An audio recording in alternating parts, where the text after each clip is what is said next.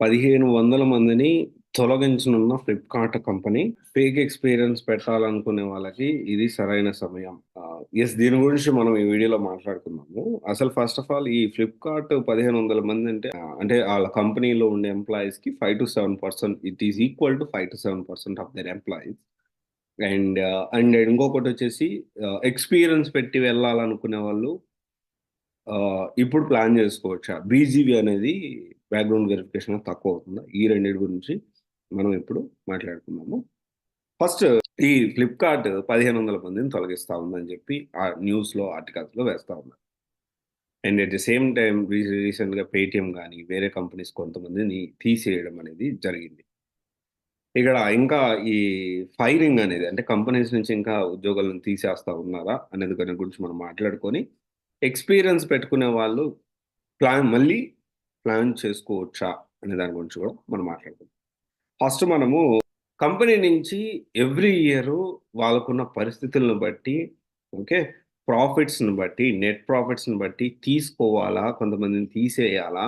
And at the same time మనకి ఇప్పుడు poor performers ఉన్నారు. వాళ్ళని గూడా తీసేయాలని ఆలోచించి ఎవ్రీ ఇయరు అన్ని కంపెనీస్ గూడా ఈ విధంగా ఏంటంటే కొంతమంది తీసేయడము, కొంతమందిని మళ్ళీ యాడ్ చేసుకోవడం అనేది ఇది చాలా నార్మల్ థింగ్. కానీ ఇప్పుడేమవుతుందంటే రీసెంట్ డేస్‌లో గ్లోబల్ రెసెషన్ ఏదైతే ఉందో, సో, ఎకనామిక్ గాని డౌన్ అయిపోవడం, రెసెషన్ రావడం, అన్ని కంపెనీస్ ఇబ్బంది పడడం. ఈ పరిస్థితుల వల్ల ఏంటి అంటే 100 మందిని తీసేసినా అదొక పెద్ద న్యూస్ అయిపోతుంది. అమ్మా! 100 మందిని తీసేసారు. అమ్మా! 200 మంది తీసేసారు. అమ్మా! 2000 మంది తీసేసారు. ఈ విధంగా ఏంటంటే ఒక న్యూస్ అయిపోయి దాన్ని బాగా ఏంటి అంటే పబ్లిసిటీ అవుతుంది.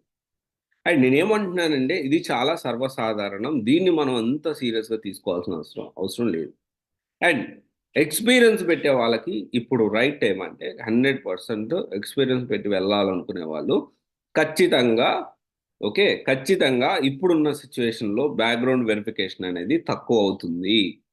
బ్యాక్‌గ్రౌండ్ వెరిఫికేషన్ అనేది ఎక్కువ అవ్వట్లేదు. బ్యాక్‌గ్రౌండ్ వెరిఫికేషన్ అనేది చాలా, చాలా, చాలా తక్కువైతుంది. ఇది బేస్డ్ ఆన్ కంపెనీ మళ్ళీ చేంజ్ అవుతుంది. కొన్ని కంపెనీస్ స్ట్రిక్ట్‌గానే జరుగుతున్నాయి. కొన్ని కంపెనీస్ కొంచెం లైట్‌గా గూడా జరుగుతున్నాయి. ఇప్పుడున్న సిట్యుయేషన్‌లో అయితే బ్యాక్‌గ్రౌండ్ వెరిఫికేషన్ అనేది సి-టు-హెచ్ అయితే చాలా తక్కువ జరుగుతా ఉంది. ఎందుకంటే ఎక్కువ రిక్వైర్మెంట్స్ అనేవి ఇప్పుడిప్పుడే అవసరం పడతా ఉన్నాయి. దానికి అనుగుణంగానే అండ్ వీళ్ళు బ్యాక్‌గ్రౌండ్ వెరిఫికేషన్ అనేది తక్కువ. ఎవ్రీ ఇయర్ ఎప్పుడైనా మనం గుర్తుపెట్టుకోవాల్సిన విషయం ఏంటి అంటే బ్యాక్‌గ్రౌండ్ వెరిఫికేషన్ అనేది ఎప్పుడూ ఒకేలా ఉండదు. ఓకే, మారుతా ఉంటుంది. కొన్నిసార్లు తక్కువ ఉంటుంది. కొన్నిసార్లు ఎక్కువ ఉంటుంది. ఓకే, ఒకవేళ మార్కెట్ చాలా అద్భుతంగా ఉంది అంటే డెఫినైట్‌లీ బ్యాక్‌గ్రౌండ్ వెరిఫికేషన్ తక్కువైతుంది. ఒకవేళ మార్కెట్ బాగాలేదు అంటే బాలేదు అంటే మాత్రం బ్యాక్‌గ్రౌండ్ వెరిఫికేషన్ అనేది గట్టిగా జరుగుతుంది. దిస్ ఈస్ ద రియాలిటీ, అందరూ తెలుసుకోవాల్సిన విషయం. ఇప్పుడు మాత్రం ఖచ్చితంగా ఎక్స్‌పీరియన్స్ పెట్టి వెళ్ళాలనుకునే వాళ్ళు ప్లాన్ చేసుకోండి. ఓకే. అండ్ ఎక్స్‌పీరియన్స్ పెట్టి వెళ్ళాలనుకుంటే ఫేక్ ఎక్స్‌పీరియన్స్ పెట్టండి, ఎంకరేజ్ చేయండి నాకు ఉద్దేశ్యం కాదు. డెఫినైట్‌లీ ఫేక్ ఎక్స్‌పీరియన్స్ అనేది జెన్యూన్ గాదు, లీగల్ గూడా కాదు. కానీ కంపెనీస్ గూడా ఒక ప్రాజెక్ట్ తెచ్చుకోవడానికి చాలా డెఫినైట్‌లీ చాలా గోల్‌మాలయితే చేస్తా ఉంటాయి. కానీ ఇక్కడ మంచిగా సబ్జెక్ట్ నేర్చుకోండి. ఇంటర్‌వ్యూస్ అయితే స్ట్రిక్ట్‌గానే ఉన్నాయి. అదైతే మనం గుర్తుపెట్టుకోవాలి.